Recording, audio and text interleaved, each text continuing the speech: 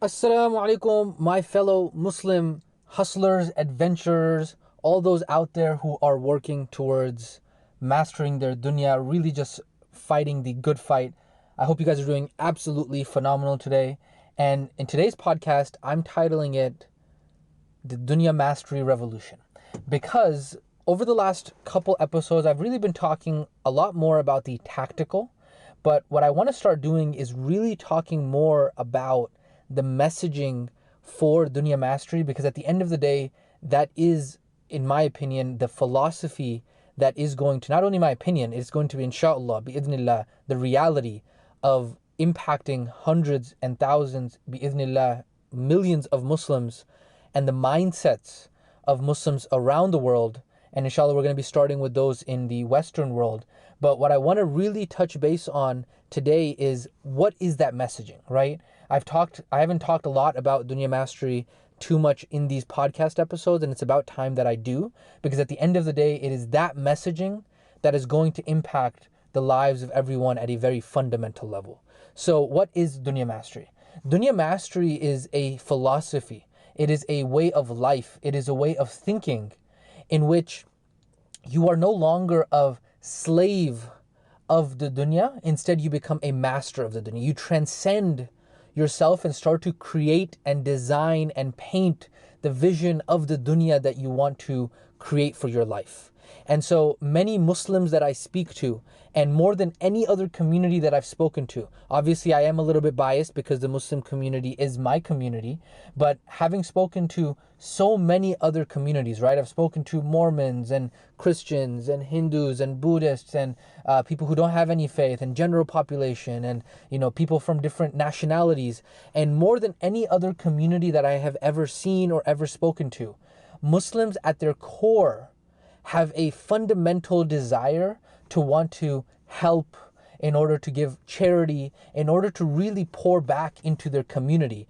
And yet, at the same time, when I speak to those individuals who have this core desire of wanting to pour back into their community, every single person I talk to says, hey, I would love to start a business so that way I can give more charity. All of them, every single one of them that I've spoken to. And yet, each and every single one of them feels stuck. Whether that be that they feel stuck in their career, whether that be that they feel stuck in their business, whether that be that they feel stuck in their relationship, whether that be that they feel stuck in their personal development, whether that be they feel stuck in the momentum and the direction of their life. They just overall feel stuck, and they're unsure where it is that they are headed. They're unsure what it is that they want to do or how they want to get to where they want to go. And so Dunya Mastery for me is the philosophy and the way of thinking of breaking down core fundamental principles related to the dunya and making them extremely tangible and practical, so that people can begin to have exercises that break the mold of their own limiting beliefs, as well as the limiting beliefs that our community, the Muslim community, has put on our minds. Right? We have, in Urdu we say, there's a rohab, like there's this overcasting shadow of self-doubt. I was listening to somebody today, and they said, growing up in the Muslim community, they always said, oh, there's no way you can do that. Right? We have so many brilliant, educated, smart minds within our communities, and yet they come up with these ideas and then they are thwarted by the rest of the community. I don't want to say, because we're not people who have victim mindsets, but I have been one of those people. When I was growing up in my community, I had so many great ideas, and yet I was always told, oh, that's not possible. Oh, that's not something we can actually do. Oh, and all because there was a thwarting of my vision, of my ambition. And so the Dunya Mastery message is to be able to really break the paradigm that Muslims are in right now. And it's enough is enough. The dunya is not the enemy. And enough is enough to think that if you want to build a business and if you want to make money, that is greedy. Enough is enough that we don't have a focus of personal development within our communities, because the truth is that Islam has given us a message that not only begins at the individual level, but then that transcends to the family level, to the household level. It then transcends to the community level. It then transcends to the society level. It then transcends to the state level. It then transcends to the national level. And then it then transcends to the international level. And so personal development, yes, it begins with you. It begins with you making a decision that, hey, I am ready to change my life. I am ready to take a different direction in my life. But then what you don't realize is that that beacon of light that you have put out there starts to impact all of the people that are around you. And I'm a first-hand experience witness to this. When I went ahead and said, you know what, enough is enough for myself, and I said I wanted to start publishing, the funny thing is that so many people in my own network have started publishing. Another brother that I know has started publishing today, and he said that this is, he's already feeling a level of freedom towards going to where it is that he wants to go. And so when you choose to live a different life in the dunya, what you don't realize is that you as a candle are lighting other candles. You are the beacon of hope for all those who are around you, whether you realize it or not. And so at the end of the day, the Dunya Mastery philosophy is one in which we embrace all of the dunya and scientific aspects that we have to our availability in today's world, and we stop fighting and stop thinking of them as the enemy in terms of science and studies and looking at dunya principles. These things are not our enemy. And so too many times when we as Muslims, because we hold our deen close to our heart, we take these hadith, ad-dunya sijnul mu'min. We say, oh, the dunya is the prison for the mu'min. There is a specific context for this hadith. And so it is time for us to stop taking the deen and using it as an excuse for us to not be who it is that we have the potential to become. This is the first time, the last 100 years is the first time in the history of Islam that there has not been a place that Muslims can call home. And yes, we can point fingers all we want, but at the end of the day, it is because we as Muslims have gone away from becoming the best version of ourselves. We have gone away from the practical understanding of our deen. Yes, all of the scholars and all of those in the masajid want to say that it's because we have gone away from the Quran and the Sunnah, but I want to go deeper than that. It's not just that we've gone away from the Quran and the Sunnah, because yes, now we have so many madaris and we have so many madrasas. Madaris is a plural of madrasas, by the way. Is that yes, we have those institutions in place.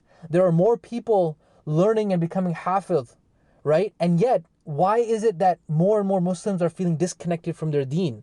Is because what we have truly lost is not just the Quran and the Sunnah, but we have lost the practical implications, the practical understandings of these concepts in our daily lives, right? We say we understand the concepts of tawakkul, and we say we understand the concepts of taqwa, right? We pray our salawat and all these things, and yet we don't truly understand their context unto our daily lives, in our dunya lives. We're not implementing them in the way that they should be.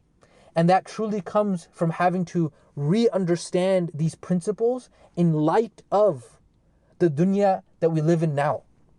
We live in a very, very, very, very different world than even our forefathers lived in just 100 years ago, 60 years ago. Never mind the world that the Sahaba and the Tabi'een and the Khilafatul Rashideen lived in. It is a very, very different world. I was talking to a buddy of mine and we were talking about how, just imagine refrigerators, electricity, cars, sewage, right? All of these things that we take for granted that we don't even think of. Life was completely different 50 to 100 years ago.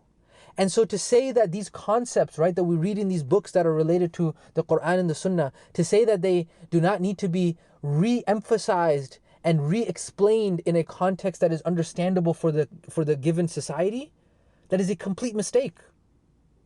It is an absolute shame and it is an absolute tragedy that we are not re-implementing these concepts in a new light. It's not to say that those concepts are outdated. It's that to say that we need to have a new way of explaining them, because our minds, now we have internet, like the internet. Imagine the amount of knowledge that is available to us now than even just 50 years ago. And so we need to adapt with the times and re-understand these concepts in a way that is actually practical and implementational to the Muslims that are living in today's world. And so that really is at the core of the Dunya Mastery message. And inshallah, I want to do a better job of talking more often about it, because at the end of the day, time under tension, repetition is what creates mastery.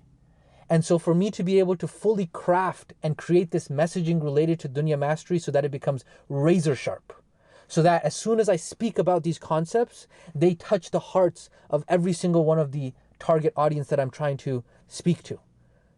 That is my goal, and inshallah, I'm going to do a better job of conveying that message and get more practice related to this, so that way I can get better at it. I know that in today's explanation, it was a little bit more conceptual, but like I said, this is the very first rep of me trying to put that out there. So bi'idhnillah, I hope you guys can follow along and really internalize this new philosophy. I'm almost calling it a new madhab, and I know that some people are going to get a little bit, antsy about that, but you have to understand that there are two ways to understand words, especially in deen, but in the context of general, you can understand them from a linguistic perspective, and then you can understand them in the istilah definition. Istilah means that you understand it within the specific context of the ulum, of the sciences, right? And so madhab has a very different meaning in the istilah. It has a very different meaning when you talk about fiqh. But what I'm talking about is the linguistic definition of madhab, which is a philosophy, a way of thinking. And so truly, bi'idhnillah, I want to make this Dunya Mastery message of personal development, of developing yourself, inshallah, to touch the lives and minds of thousands and millions of Muslims across not only the Western world, but across the Muslim world. And I'm going to close off with this, is because I had a brother ask me about this, was that why is it that personal development and is at the core of the Dunya Mastery message?